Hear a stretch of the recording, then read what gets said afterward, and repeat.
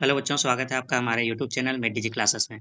आज ज्योग्राफी का क्लास हम लाए हैं, क्लास 11 चैप्टर 1 भूगोल का भूगोल एक विषय के। तो ये जितने भी क्वेश्चन है वो सारे एमसीक्यू हैं और प्रीवियस ईयर में पूछे गए हैं। तो ये वेरी वेरी इंपॉर्टेंट क्वेश्चन है। आप क्लास 11 में हैं तो इस चैप्टर को जरूर देखें। देखो, ये क्लास को काफ़ी शॉर्ट करने के लिए मैं आपको क्या है, थोड़ा स्पीड में पढ़ाऊंगा ताकि क्लास क्या है हमारे छोटी बने। तो पहला जो क्वेश्चन पूछा जा रहा है इसमें, वो पूछ रहा है निम्नलिखित में से किस विद्वान ने भूगोल शब्द का प्रयोग किया था। तो वो विद्वान का नाम था एरिस्टोथनीज, यानी कि ऑप्शन नंबर सी हो जाएगा अपना राइट आंसर। क्वेश्चन नंबर 2 की ओर बढ़ते हैं। क्वेश्चन नंबर 2 क्या बोल रहा है? बोल रहा है कि भूगोल जो है, भूगोल का उद्देश्य पृथ्वी का मानव के संसार के रूप में वैज्ञानिक वर्णन है।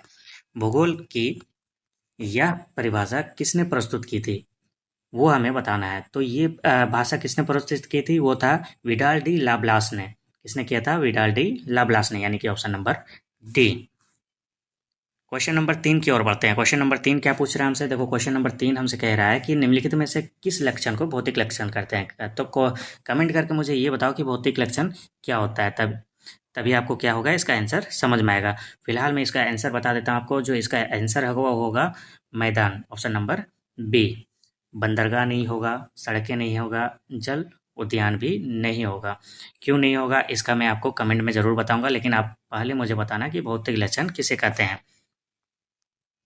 क्वेश्चन नंबर 4, क्वेश्चन नंबर जो 4 है वो हमसे क्या पूछ रहा है? क्वेश्चन नंबर 4 बोल रहा है कि भूगोल शब्द किन दो शब्दों से मिलकर बना है। तो दो शब्द जो जिससे मिलकर बना है वो होता है जियो प्लस ग्राफोज, यानी कि ऑप्शन नंबर हो जाएगा अपना ए। ऑप्शन नंबर हो जाएगा अपना राइट आंसर।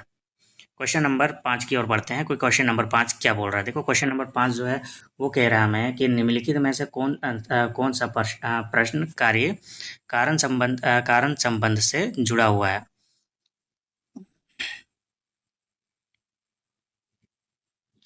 तो क्वेश्चन नंबर 5 का ऑप्शन हो जाएगा कब, option number D.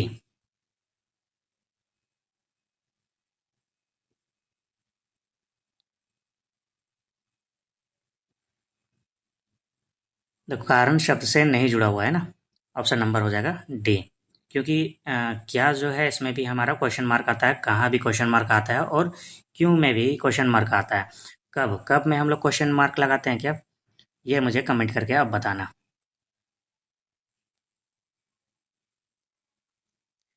Question number 6 देखते हैं। क्वेश्चन नंबर 6 में क्या पूछ रहे हैं हमसे? क्वेश्चन नंबर 6 बोल रहा है कि भूगोल हमें पृथ्वी एवं जल पर निवास करने वालों का कराता है। यह विचार किसका है, ये हमें बताना है। तो यह विचार किसका है? इसमें भी देखो 4 ऑप्शन है। 4 ऑप्शन में से जो इसका राइट आंसर है वो है हमारा ऑप्शन नंबर ए, स्ट्रेब स्ट्रेबो का। अपना राइट आंसर हो जाएगा option number A. Question number 7 की ओर बढ़ते हैं। देखो, क्वेश्चन नंबर 7 क्या बोल रहा है? बोल रहा है कि निम्नांकित में से कौन सा विषय कालिक संश्लेषण करता है। तो इसका क्वेश्चन नंबर 7 का जो हमारा हो जाएगा वो हो जाएगा इतिहास, यानी कि ऑप्शन नंबर सी।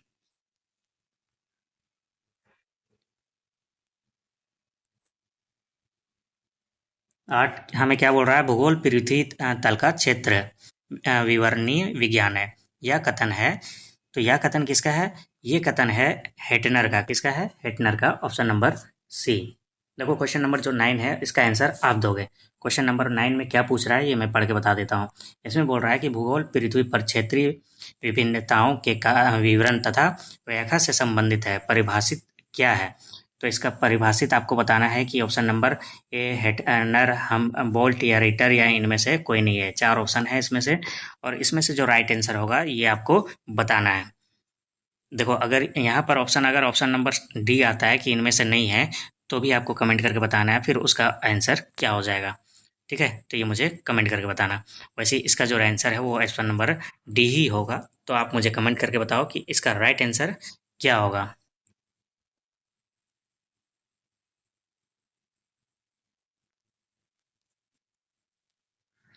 क्वेश्चन नंबर 10 की ओर बढ़ते हैं। देखो, क्वेश्चन नंबर 10 क्या बोल रहा है? क्वेश्चन नंबर जो 10 पूछ रहा है हमसे वो पूछ रहा है ब्रह्मांड को समझने का प्रयत्न किस विद्वान ने सर्वप्रथम किया था।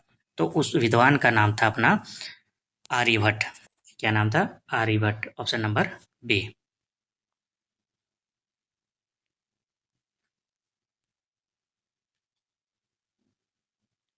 क्वेश्चन नंबर 4 क्या बोल रहा है, क्रमबद्ध भूगोल का प्रतिपादन किसने किया था? तो जिसने क्रमबद्ध भूगोल का प्रतिपादन किया था उसका नाम था हिम्बोल्ट। Option number A.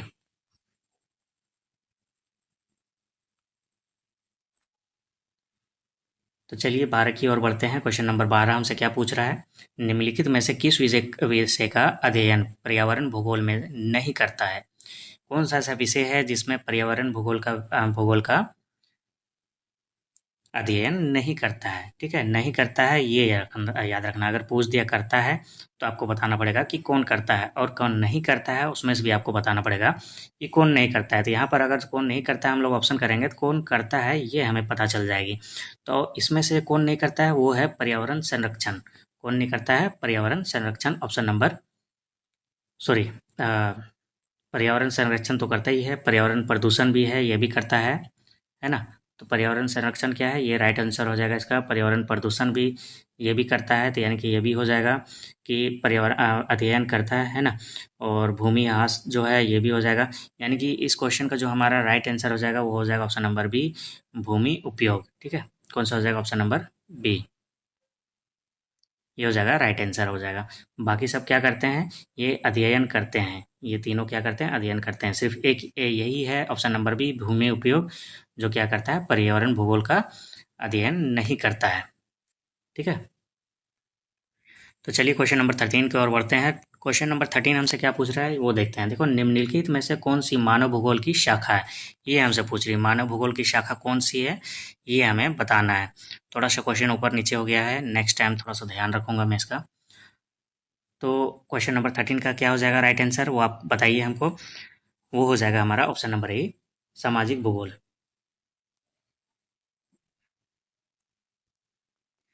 14 की ओर बढ़ते हैं। 14 क्या पूछ रहा है हमसे, देखो 14 बोल रहा है, मानचित्र बनाने की कला का ज्ञान किसने दिया था? तो मानचित्र बनाने का कला का ज्ञान जो दिया था उसका नाम था टोलेमी। तो हो जाएगा इसमें से राइट आंसर ऑप्शन नंबर सी।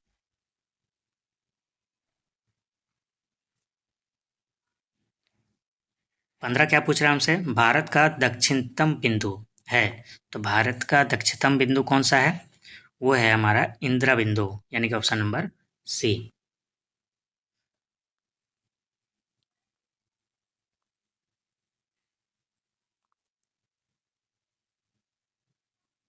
निम्नलिखित में से कौन सा तत्व सभ्यता में नहीं है?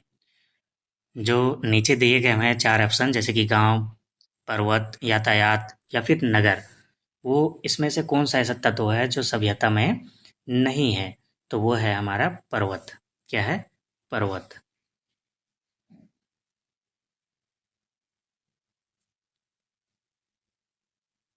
क्वेश्चन नंबर 17, निम्नलिखित में से कौन सी भौतिक भूगोल की शाखा नहीं है? भौतिक भूगोल की शाखा नहीं है, वो हमें बताना है। तो कौन सी ये नहीं है?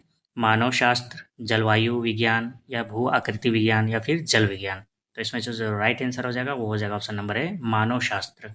वो क्या है? भौतिक भूगोल की शाखा नहीं है। क्वेश्चन नंबर 18 की ओर बढ़ते हैं। क्वेश्चन नंबर 18 जो है वो हमसे पूछ रहा है कि भूगोल का जनक यानी कि पिता निम्न में से किस विद्वान को कहा जाता है? यानी कि भूगोल किसने लिखा था, किसने उसका खोज किया था, उसको जनक किसे कहा जाता है भूगोल का? तो हमें बताना है। तो उसका नाम क्या था वो आप मुझे कमेंट करके बताएंगे, और अगर आपको नहीं पता है तो भी आप कमेंट करेंगे ताकि मैं इसका आंसर आपको बता सकूं। क्वेश्चन नंबर 19, निम्नलिखित में से किस लक्षण को भौतिक लक्षण कहा जाता है? तो भौतिक लक्षण कहा जाता है पठार, सड़क, जल उद्यान या फिर बंदरगाह को। इसको कहा जाता है पठार को, option number A. Question number 20 आज का लास्ट क्वेश्चन है, निम्नलिखित में से कौन सा प्राकृतिक लक्षण नहीं है? ऐसा कौन सा लक्षण है जो प्राकृतिक लक्षण नहीं है? तो यहाँ पर हमें चार ऑप्शन देखने के लिए मिल जाता है। ठीक है, जिसमें से ऑप्शन नंबर ए है नदियाँ, बी है मैदान, सी है पर्वत और डी है सड़कें। तो इनमें से कौन सा है जो क्या नहीं है हमारा प्राकृतिक प्राकृतिक लक्षण? तो राइट आंसर जो होगा हमारा वो हो जाएगा ऑप्शन नंबर डी, सड़कें। क्या हो जाएगा? ऑप्शन नंबर डी, सड़कें जो हैं वो है क्या है, प्राकृतिक लक्षण नहीं है, क्योंकि नदियाँ जो है, मैदान और पर्वत ये सारे प्राकृतिक द्वारा बने गए हैं, लेकिन सड़कें जो है वो हमारा मैन मेड है, यानी कि हमारे द्वारा, आदमियों द्वारा बनाए गए हैं। हम पर्वत नहीं बनाते हैं, ना ही मैदान बनाए हैं, ना ही कि नदियाँ बनाए हैं ना। तो ये क्या हो गया, इसमें से राइट आंसर क्या हो जाएगा, ऑप्शन नंबर डी, सड़कें। तो आज का क्लास खत्म होता है, नेक्स्ट क्लास में जल्दी हम लाएंगे दूसरी चैप्टर, और अगर आपको दूसरा चैप्टर चाहिए तो कमेंट जरूर करें। Thanks for watching.